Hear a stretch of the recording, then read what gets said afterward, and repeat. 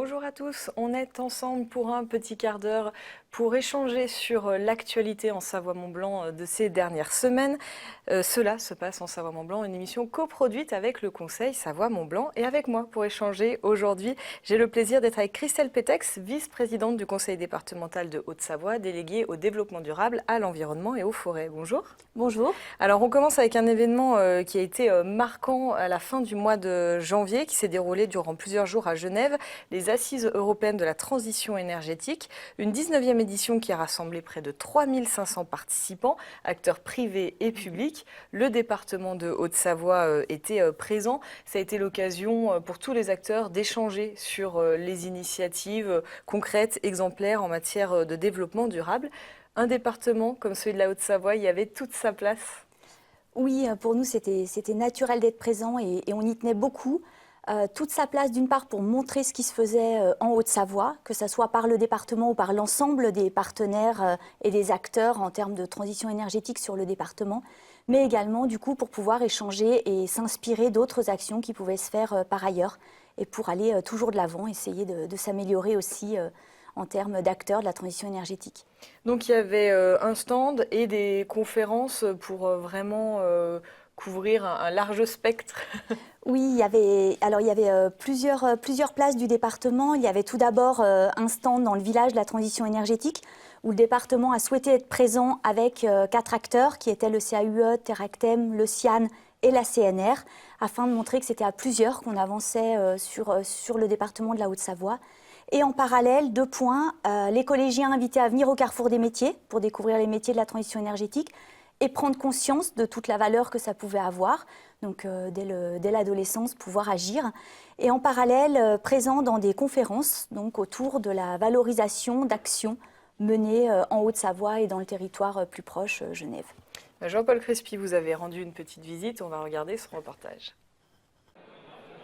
Conférences et débats, témoignages et mises en perspective, le Conseil départemental de Haute-Savoie est présent aux Assises européennes de la transition énergétique. Une opportunité pour découvrir les actions citoyennes, les expérimentations et les retours d'expérience sur un territoire complexe qui accueille chaque année 10 000 nouveaux habitants. Chacun a un rôle à jouer, que ce soit chez soi ou tous ensemble. La thématique des assises, c'est coopérer pour réussir. C'est vraiment, tout est dit. C'est vraiment coopérer tous, individuels. Ça va être du changement de comportement.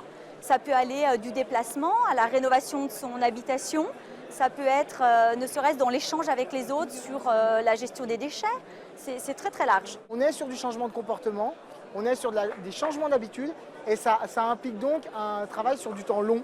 Et ce travail-là, il faut le mener donc ensemble à grande échelle et sur un pas de temps très long. Habitat, mobilité, ressources et énergie, des actions concrètes sont mises en œuvre sur le département.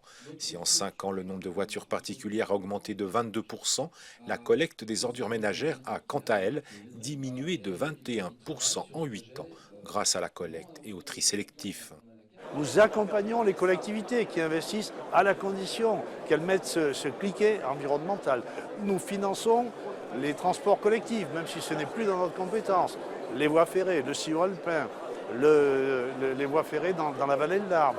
Nous développons les modes doux de déplacement. Nous finançons à 80% la réalisation des véloroutes et des voies vertes. C'est ça l'exemplarité. Cette exemplarité, elle se partage avec les collectivités, avec les associations. Elle se décline ici, tous ensemble, on dirait effacer la frontière, et ça c'est fabuleux. Les effets du réchauffement climatique sont déjà visibles et sensibles sur le département haut-savoyard. Sur son territoire, des actions concrètes et volontaires sont engagées en faveur de l'éco-rénovation des bâtiments, de l'incitation à l'usage de modes de transport alternatifs, de la sensibilisation aux bonnes pratiques. Des pratiques et des engagements vertueux pour lutter contre le réchauffement climatique et l'amélioration de la qualité de l'air. Alors on vient de le voir dans ce reportage de Jean-Paul Crespi, les collectivités, et là en l'occurrence le conseil départemental, doivent montrer l'exemple. Oui, il est évident qu'avant de demander à l'ensemble des citoyens et des entreprises et du monde aussi touristique d'agir, les collectivités doivent montrer l'exemple, doivent montrer qu'en interne, elles agissent déjà pour la qualité de l'air et pour la transition énergétique avant de demander de faire des efforts. Je pense par contre que c'est bien tous ensemble qu'on doit agir. Donc n'attendons pas pour agir même en tant que citoyen. Donc très concrètement, quel type d'action le département porte pour aller vers cette fameuse transition énergétique ? Alors, il porte des actions en interne, en termes donc de rénovation de ses bâtiments, de mobilité, différentes actions avec un plan de déplacement d'administration, même en gestion des déchets, au niveau des collèges, avec tout ce qui est gaspillage, tout ce qui est gestion donc de la restauration, et puis surtout un grand nombre d'actions dans l'accompagnement des collectivités. L'objectif du département, ce n'est pas de remplacer tous les acteurs, c'est aussi d'accompagner des actions qui fonctionnent, d'accompagner les collectivités. On encourage aussi les actions des associations pour montrer qu'en fait, c'est tous ensemble. Donc, je trouve que la thématique des assises coopérées pour réussir reflète tout à fait l'état d'esprit dans lequel nous devons être pour réussir. Donc, voilà, le département va accompagner au-delà de ses compétences, en termes de transport, en termes donc de mobilité, de rénovation de l'habitat, va accompagner les différentes démarches des collectivités sur le territoire. Et les assises, vous qui êtes spécialisé justement, c'est votre créneau, le développement durable, l'environnement. J'ai dit, vous êtes vice-présidente déléguée à ces sujets-là. Ces assises-là, elles vous ont ouvert des possibilités. Je suppose que ça a été riche pendant 3 jours. Oui, c'est toujours riche. C'est riche de faire partager à tout ce qui peut se faire. En éco-conduite, on a pu former une petite centaine de personnes. Donc, c'est partager aussi ce qu'on fait au sein du département avec l'ensemble des citoyens et des gens qui étaient au colloque et aux assises. Après, c'est riche aussi parce qu'en fait, on échange, on apprend beaucoup des autres. Je pense qu'il faut aussi être ouvert à toutes les possibilités qui s'offrent à nous, au retour d'expérience que peuvent avoir les uns les autres. Et puis, on le sait, quand on traite de différents sujets, je dirais, hors territoire et sur d'autres, ça permet d'avancer aussi sur un grand nombre d'actions. Et bien justement, on parlait d'actions concrètes. Un de ces exemples concrets dans la vallée de l'Arve, on le sait, le sujet notamment de la qualité de l'air est particulièrement sensible. Il y a eu le fonds Airbois, qui continue d'ailleurs, donc qui accompagne les particuliers à remplacer leur système de chauffage. Et un fonds Air Industrie s'est aussi mis en place avec les différentes collectivités, dont le département. Très concrètement, ce fonds Air Industrie, il sert à quoi ?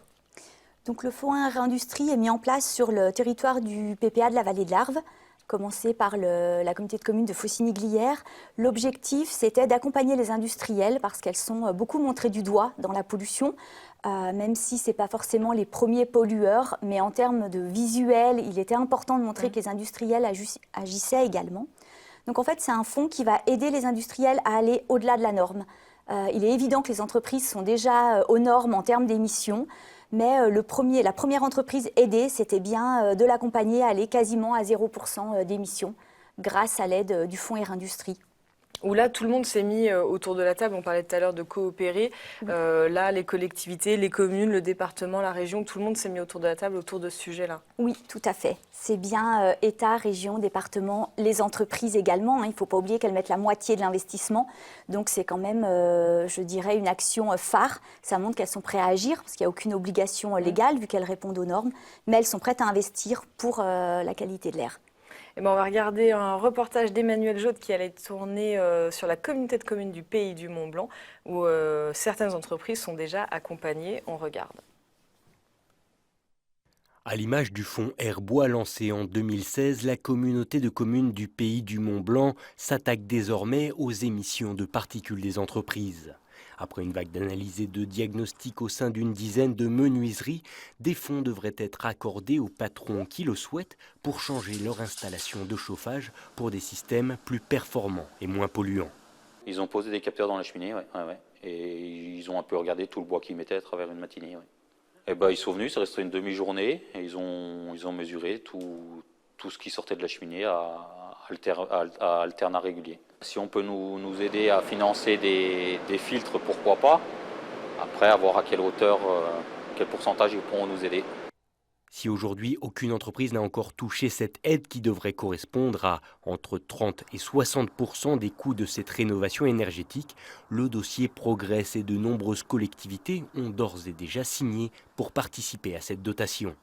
Le budget du fonds Air Entreprise est un budget de 640 000 € qui est financé en partenariat avec la région, le département et l'ADEME. est financé également par la communauté de communes des Pays du Mont-Blanc. Donc le souhait des élus de la communauté de communes, ça a été d'élaborer un dispositif similaire à l'aide qui est accordée au chauffage résidentiel via le fonds Airbois aux entreprises du territoire. Après les entreprises spécialisées dans le bois, c'est le secteur du décolletage puis celui de l'hôtellerie-restauration qui sera visé par cette vague de diagnostic avant la répartition des fonds entre les différents demandeurs d'ici l'été 2018. Alors, l'avenir du fonds Air Industrie, l'idée c'est de l'étendre aux différents territoires de la vallée de l'Arve et au plus d'entreprises possible.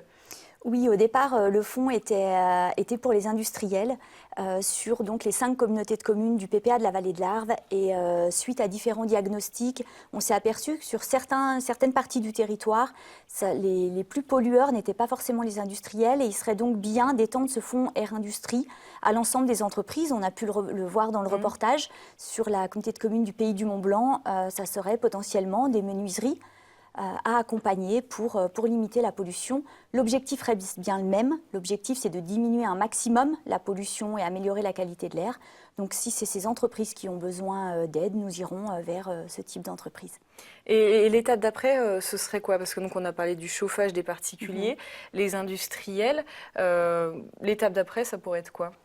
Alors pour l'instant, il y a 2 choses. Il y a le fonds Airbois qui tend à partir vers un fonds Air Énergie, vers d'autres systèmes de chauffage. Le tout, c'est de changer les poêles vétustes. Et le fonds Air Industrie vers un fonds Air Entreprise, afin d'aider, donc là on parle des menuiseries, mais plus haut dans la vallée, on parle aussi des hôtelleries, de l'hôtellerie à voir en fonction du besoin. Donc le type d'entreprise accompagnée. Et ça va bien sûr, en plus de toutes les actions en termes de mobilité, d'environnement et autres actions d'habitat qui sont menées sur ce territoire. Là, on a balayé pas mal d'actions concrètes en matière de protection de l'environnement, de développement durable. Vous êtes optimiste? Disons que les bonnes volontés sont réunies? Oui, je suis optimiste, bien sûr. La Haute-Savoie, quand on va un peu plus loin, ou si on est à des colloques, même à Paris, est souvent cité en exemple. Nous, on le vit ici, ça nous tient à cœur. Forcément, quand on voit les indices de qualité de l'air, on peut prendre peur. Mais je pense que chacun est prêt à agir. Et du coup, on va y arriver, bien sûr. Là, il y a un PPA numéro 2 qui est en train de se mettre en œuvre. On voit sur Annecy qu'il y a beaucoup d'actions qui sont en train également de se mettre en œuvre. Donc, l'air ne pourra être que meilleur dans les prochaines années. Eh ben, merci beaucoup de m'avoir accompagné au cours de cette émission. Merci aussi à toute l'équipe. On se retrouve dans un mois pour un nouveau numéro de Cela se passe en Savoie-Mont-Blanc. Passez une très belle journée. Merci.